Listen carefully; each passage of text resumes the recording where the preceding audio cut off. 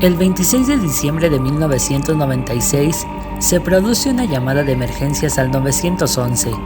Al otro lado del teléfono se encuentra Patricia Ramsey, la madre de John Bennett Ramsey. Entre llantos, dice que su hija ha sido secuestrada.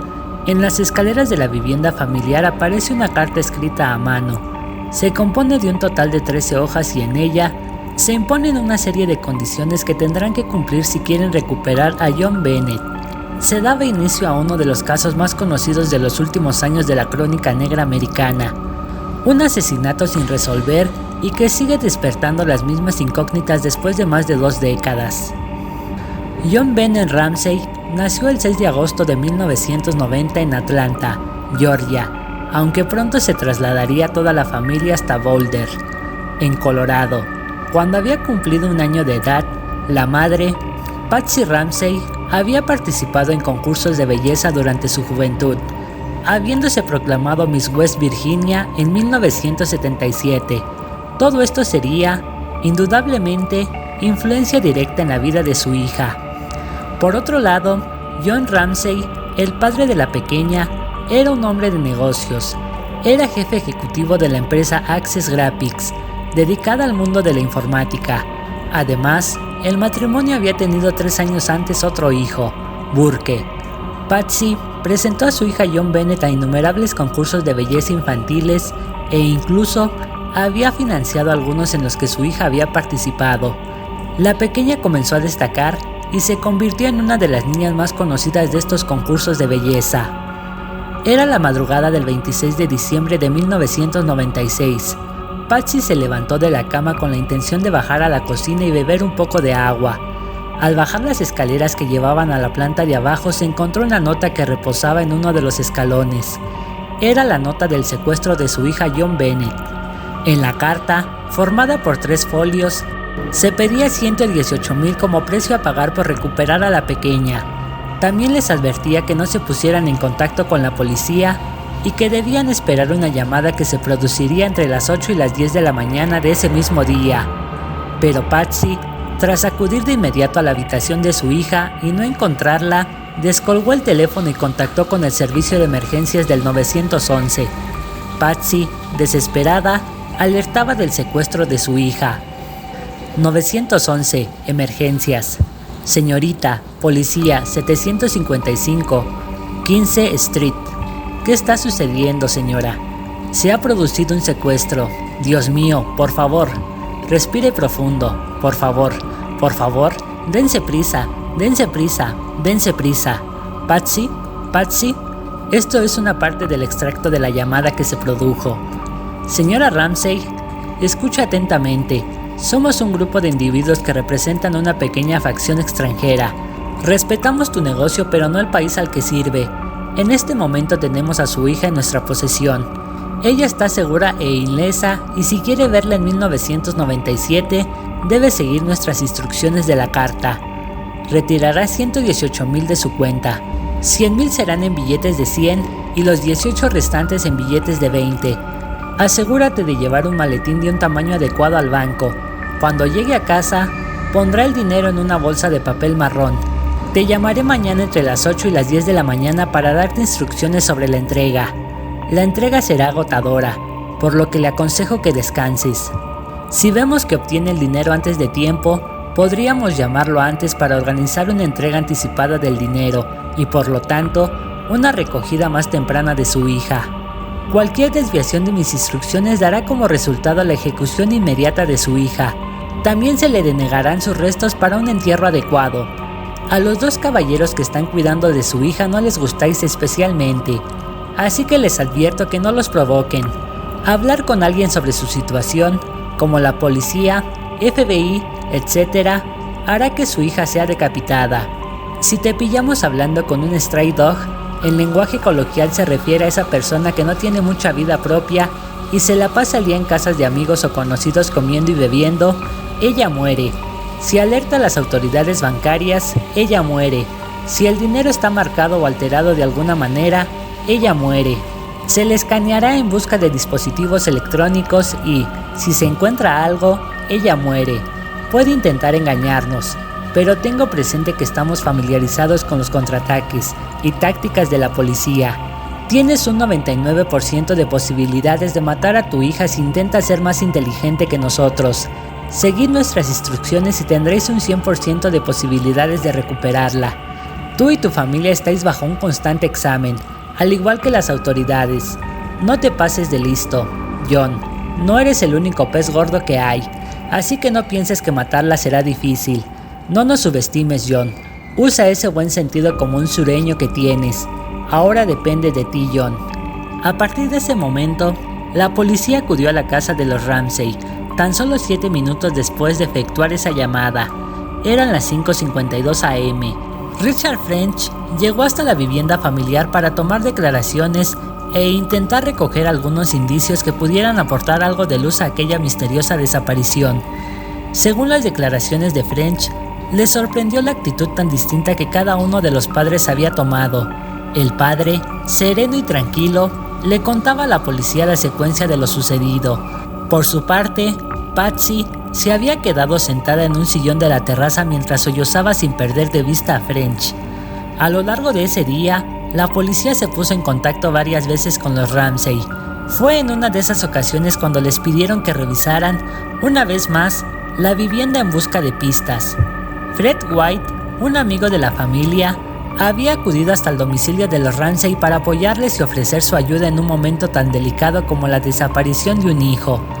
Ante la petición de la policía, tanto él como John iniciaron el registro de la vivienda. Cuando se dirigieron al sótano para inspeccionarlo, apareció el cuerpo sin vida de John Bennett Ramsey. Una manta blanca cubría un bulto que yacía en el suelo del sótano de la casa de los Ramsey. Al retirar la manta, apareció el cuerpo sin vida de John Bennett, que se encontraba en posición de cúbito supino, con la cabeza ligeramente ladeada hacia la derecha y los brazos extendidos sobre su cabeza. Vestía un pantalón blanco y una camiseta del mismo color con una estrella de lentejuelas plateadas que decoraban la parte superior del pecho de la pequeña. Tras observar con detalles el cuerpo de John Bennett, comenzaron a observarse detalles todavía más escabrosos. Una cuerda de nylon rodeaba el cuello de la niña y algunos mechones de su cabello rubio se entrelazaban entre el surco producido por la presión de la cuerda y esta misma. También tenía un trozo de cinta adhesiva que le tapaba la boca y su cráneo presentaba una importante fractura. Los brazos también estaban atados con cuerdas, pero fueron desatadas por el padre cuando la encontró. Tan solo habían transcurrido 8 horas desde que se había dado la alerta de su desaparición y ya se habían iniciado las primeras pesquisas. La autopsia reveló que la causa de la muerte se produjo por una asfixia producida con un mecanismo confeccionado mediante la cuerda de nylon que había sido reforzada con el mango de un pincel o similar, para hacer girar la cuerda con más tensión y potenciar la fuerza de la asfixia. Esto sumado al fuerte impacto que recibió en la cabeza con un objeto contundente y que le produjo una gran fractura. Pero esto no era todo. El cuerpo de John Bennett tenía también múltiples contusiones por el cuerpo y muestras de ADN en su ropa interior que no pertenecían a los Ramsey. También se encontraron restos de orina. Esto dio paso a la especulación de que pudo haber sido abusada sexualmente por alguien desconocido hasta ese momento. No obstante, esto quedó desmentido al demostrarse que ese ADN pertenecía a los trabajadores que habían empaquetado la ropa interior antes de ponerla a la venta. Una pregunta rondaba en las mentes de los investigadores. ¿Había entrado alguien en mitad de la noche y había asesinado a la pequeña John Bennett en el sótano como comenzaba a especularse? La inspección ocular del escenario del crimen trajo consigo múltiples evidencias que quizás hicieron desconfiar de la primera teoría que se suscitó. En el sótano había una ventana que daba al exterior y tenía uno de sus cristales rotos. El primer impulso fue pensar que alguien pudo haberse colado por aquella ventana y sacar, en contra de su voluntad, a la niña de su cama. Sin embargo, hubo algo que hizo replantarse esta cuestión, y es que en esa ventana había una telaraña que permanecía totalmente intacta. De haber accedido alguien a través de esa ventana, una de las consecuencias es que se hubiese llevado consigo parte de esa telaraña. No fue así. Además, el padre declaró que el cristal llevaba roto hacía varios meses, concretamente desde el verano, y todavía no lo había arreglado. Además, el hueco del cristal era demasiado pequeño para que un adulto hubiese entrado por ahí. La maleta que apareció justo debajo de la ventana sigue siendo todo un misterio a día de hoy. Por otro lado, La carta era de una longitud demasiado larga como para haber sido escrita en el momento del presunto secuestro de John Bennett, y es que todo apuntaba a que esa carta fue escrita por alguien cuando ya se encontraba en el interior de la casa, porque tanto el papel como el bolígrafo empleados pertenecían a los Ramsey. La teoría comenzó a tomar otra forma y los padres comenzaban a ser sospechosos del crimen de la niña. La policía, por su parte, siguió inspeccionando cada rincón de la casa para tratar de hallar cualquier indicio que delatara al presunto responsable. No hallaron nada, tampoco huellas de pisadas en la nieve que indicaran que un extraño se había podido acercar a la vivienda. Ante estos avances en la investigación, John alegó que habían pasado varias personas por la casa y que habían tenido copia de la llave por haber trabajado para la familia en su hogar. No se pudo vincular a ninguna de estas personas con el asesinato de John Bennett. Tampoco pudieron justificar la declaración de uno de los vecinos que declaró haberse despertado en mitad de la noche a causa de un fuerte grito que provenía del interior de la casa de los Ramsey. Todo comenzaba a desmoronarse cual castillo de naipes. Los focos se centraron en John, el padre de la pequeña, como responsable de su asesinato. Los indicios que aparecieron poco a poco sugirieron que había estado abusando sexualmente de su hija tiempo atrás y que, incluso, ambos progenitores participaron en actos sexuales con la pequeña la misma noche en que murió. La revista Vanity Fair publicaba en 1997 un extenso reportaje sobre el crimen donde llevaba a cabo un repaso minucioso de cada detalle del caso. Las declaraciones de los patólogos forenses Cyril Wedge y Robert Kirchner afirmaban en rotundo que John Bennett había sido agredida sexualmente la noche en que se produjo su muerte. Sus declaraciones se basaban en una evidencia física que para ellos fue muy clara. La abertura vaginal era el doble de grande que la de cualquier otra niña. Esto implicaba que había sido agredida, mas no penetrada con un miembro viril. Además, también afirmaban que ese hecho se había producido en anteriores ocasiones. La actitud de los padres estaba convirtiéndose en un foco de atención tras la revelación que se había producido alrededor de este crimen. Los forenses pudieron determinar que el cuerpo fue limpiado, aunque no esterilizado del todo, y que, además, habían vestido a la niña después de ser asesinada. También se había alterado la escena del crimen, pues al descubrir el cuerpo, John la llevó hasta el sillón para después volverla a dejar en el suelo del sótano. La actitud de Patsy tampoco pasó desapercibida. Fue desde el primer minuto en que aquel policía acudió a su domicilio tras recibir la llamada de alerta cuando comenzó a intuir ciertos comportamientos un tanto extraños. Sin embargo, con la investigación en curso y tras el análisis de la llamada efectuado al 911, se percataron de que unas voces surgieron al final de la llamada y podrían ser verdaderamente reveladoras. Tras terminar de forma abrupta la conversación con la mujer que atiende la llamada de Patsy, se escuchan, de fondo, unas voces que los investigadores que analizaron los audios transcribieron como "Help me, Jesús, help me". Al parecer Patsy trató de colgar el teléfono pero no lo hizo correctamente, lo que hizo que captase algunas voces de fondo que luego fueron investigadas por el FBI. El segundo elemento que incriminó a la madre directamente fue la carta hallada en la escalera. Una carta de secuestro que había sido escrita con un bolígrafo y un papel de un cuaderno que eran de su propiedad, y que tenía en una de las habitaciones de la casa donde había instalado su despacho. Además, forenses expertos en lenguaje corporal también analizaron los gestos de ambos en sus apariciones en televisión. Tras los primeros avances de la investigación, John contrató a unos abogados para él y para su mujer, y prescindieron de hablar con la policía, pero no así con los periodistas que seguían interesados en el caso.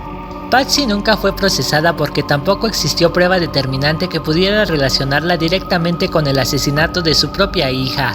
Falleció en el 2006 a causa de un cáncer de ovarios. En el momento de cometerse el asesinato de John Bennett, ella tenía 6 años y su hermano Burke 9. El carácter de Burke se describía como tímido y un poco hablador. No le gustaba socializar y su círculo era bastante reducido. Incluso rechazaba abiertamente a las personas manifestándole su desagrado cuando se dirigían directamente a él. Pudo esta actitud reforzarse y acentuarse cada vez más en el tiempo tras ver que toda la atención de la gente iba a parar hacia su hermana John Bennett. Esto pudo suponer un rechazo hacia su hermana, ya que desde que comenzó a aparecer en concursos de belleza y desfiles a los 4 años, se convirtió en el centro de todas las miradas. La popularidad de la niña fue creciendo conforme participaba en esos concursos, y además se convirtió en algo casi habitual que ganase estos concursos. No sabrán las especulaciones sobre qué pudo ocurrir la noche del asesinato de JonBenét Ramsey, pero una de las teorías que más fuerza cogió por parte de los investigadores surgió a raíz del hollado en el estómago de la niña cuando se le practicó la autopsia, y los videos que se tomaron de la casa cuando se encontró el cuerpo sin vida de JonBenét. Cada detalle y objeto que se pudo visualizar en aquellas grabaciones se analizó con sumo cuidado. La reconstrucción de los hechos fue muy precisa a la hora de determinar qué pudo suceder. Los agentes consideraron que aquella noche Burke se levantó de su cama y bajó hasta la cocina donde se encontró a su madre, quien le preparó una ración de piña con leche. JonBenét también bajó y cogió algunas porciones de la piña del recipiente de donde comía Burke. Esto dio lugar a un arrebato de ira por parte de él y cogió una linterna que había sobre la mesa, dándole un golpe que le produciría la fractura del cráneo y la muerte instantánea. Este planteamiento llevó a los agentes a preguntarse si un niño sería capaz de tener la fuerza necesaria para provocar una fractura de la envergadura que tenía JonBenét. La respuesta es sí. Tras realizar algunas pruebas con un niño de la misma envergadura que Burke y un cráneo real, se produjo exactamente la misma lesión que presentaba la víctima. Esto llevó a la conclusión de que tanto Patsy como John estaban encubriendo a su hijo. Además, también se especuló que la niña pudo recibir algún tipo de descarga electrónica con un taser antes de ser secuestrada. Esto se dedujo a causa de dos marcas que había en el cuerpo de la niña. Sin embargo, las marcas que dejaban estas descargas son alargadas y no como las que tenía la víctima en su cuerpo. Tras las pruebas realizadas para intentar averiguar cuál fue el objeto empleado para dejar las marcas, se percataron que en el escenario del crimen había un círculo de tren de juguete que pertenecía a Burke. Al comparar la distancia de los enganches de los rieles con las marcas que tenía JonBenét en su piel, se dieron cuenta de que coincidían a la perfección. Emplearon uno de esos rieles para tocar el cuerpo de la niña. Días después de la muerte de su hermana se realizaron diferentes entrevistas. Con una actitud tranquila fue respondiendo a las preguntas que se le hacían sin expresar mayor interés en el suceso. Esto llamó poderosamente la atención de los investigadores, pues Burke acababa de perder a su hermana de una forma muy traumática, pero, sin embargo, no parecía habérsele afectado. Años más tarde Burke accedió a una nueva entrevista y la actitud también se mostró altamente sospechosa. Hasta la fecha no ha existido ninguna prueba sólida que haya podido abrir un proceso judicial contra alguien por el asesinato de JonBenét, aunque se han producido algunas detenciones de personas como John Mark Karr en el año 2006. Quedó totalmente libre de este crimen. No obstante, se le procesó por pornografía infantil. Años más tarde, en el 2019, Gary Oliva dijo haber sido la persona que le quitó la vida a la pequeña reina de la belleza. Gary cumple una condena de 10 años por pornografía infantil. Redactó una carta donde aseguraba ser su asesino. Nunca amé a nadie como lo hice con JonBenét, pero la dejé escapar. Le partí la cabeza y la vi morir. Fue un accidente. Extracto de la carta de Gary Oliva. El caso sigue sin ser resuelto, aunque la policía tiene en cuenta estas declaraciones. Si bien es cierto, la caligrafía no coincide con la hallada en la casa de los Ramsey el día del crimen. No descarta que haya podido actuar con un cómplice. No obstante, inaudiblemente el asesinato de JonBenét Ramsey es uno de los casos fríos más famosos de la crónica negra americana más reciente. Y bueno amigos, hasta aquí el video. Si les gustó, no olviden dejar su pulgar arriba y compartirlo con algún amigo si es que lo desean. Activar la campana de notificaciones para que se les avise cuando subamos un nuevo video. También no olviden suscribirse a este canal. Por mi parte, esto sería todo. Nos vemos. Hasta la próxima.